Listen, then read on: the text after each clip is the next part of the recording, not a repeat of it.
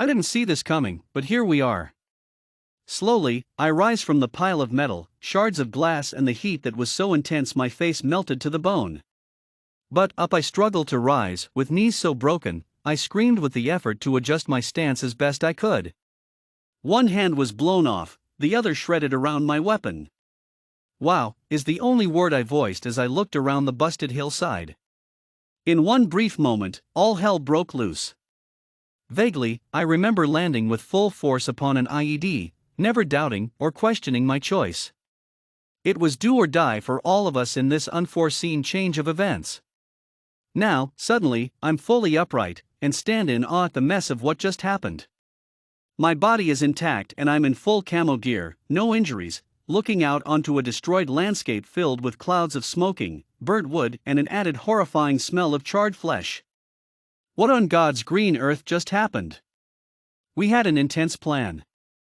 The C-130 Hercules was to target an open field with our troops on the ground within the exterior sidelines exactly where the enemy was visually on target. Something went wrong. There was a false reading and the information was off. We were made and ambushed before we had a chance to solidify our strategy and make our mark. The SAGM was heavily camouflaged in the heavy brush, and the C-130 took a hit and landed heavy.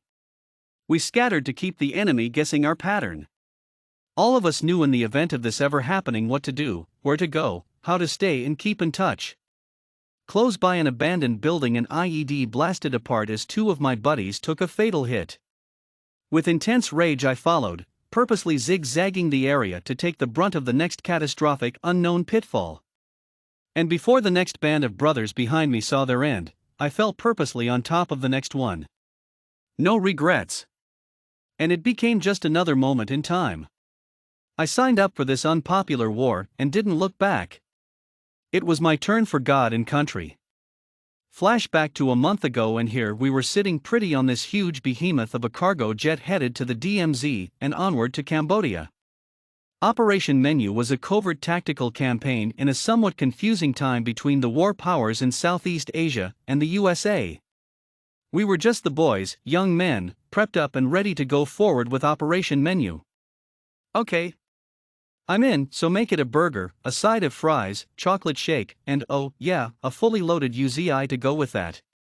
Over the noise din of the huge aircraft, voices of our band of merry men started to sing a fitting Beatles tune. Yesterday, all our troubles seemed so far away. Not. We failed. The mission failed. The ground and air forces moved on into the continuation of another operation, with this one projecting into another country. The ones unharmed were sent home. Each was handed an empty bag and aided the transport of their fallen brothers into transfer cases. They were laid within, never to see the light of day again. I was one of them. Heading back to the USA on the same type of jet we left on, I am standing to the side, not understanding why. Am I dead or not? I try to converse with one of my soldier buddies and he does not seem to hear me. I decide to just stay in place. I look at my hands. They are there, fully intact. My face feels fine and my uniform is unmarked from anything I was witness to in the catastrophe I most certainly endured.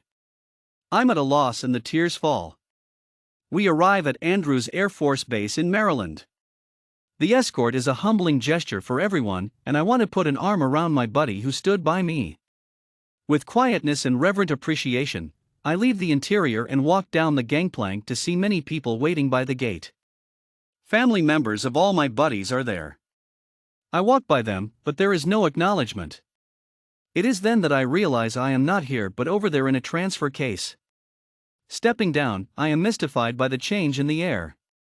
Clouds appear in the distance and within the mass I spy a set of stairs. Suddenly, I turn and see my mom and dad. Then my sister appears and runs over to my transfer case, sobbing and crying very loud.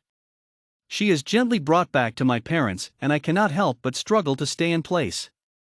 I understand now that it is time to go, and with a heartfelt sigh, approach the stairs within the clouds. I sense my calling, and as I start to go up there, as a bearded gentleman is in the distance waving to me. Suddenly, my family and others who have just arrived are beside themselves with anger and shouts and wish to approach their soldier brother, son, or father. There is a pause in the military procedure to address this. I see the bearded gentleman put his hands up, cautioning me to stop, and motions for me to turn around. I do as I am asked and walk back to where my buddies' families are in distress. I need to say goodbye, if only to stand nearby. I can only watch as the situation increases. There are more who arrive to the devastating news of who survived and who did not. I turn back, as I need to go. My time has come, and I approach the stairs once again to go up. The same friendly gentleman comes to greet me, but stops again and puts his hands up. He motions for me to turn around. I see that my parents have knelt at my transfer case and have wrapped their hands around it. My sister yells to the heavens, "Why did you take my brother? I don't want him to go." I am torn and bow my head. The moment passes and I turn. The clouds are full, a glow is brightly coming down, and I step into the light to go upward. I am halfway to my goal when once again a cry comes to me loudly from the crowd. My younger brother is here and is distraught. He pushes past the others, walking madly about, screaming at the way his brother was taken from them. I cannot know how they feel, and I'm at a loss on how to help. My heavenly Father approaches and guides me to the gate, but before I cross over, he smiles and with open arms sends a dove to make a statement and to ensure the people that there is hope and to promise that one day each one will meet again.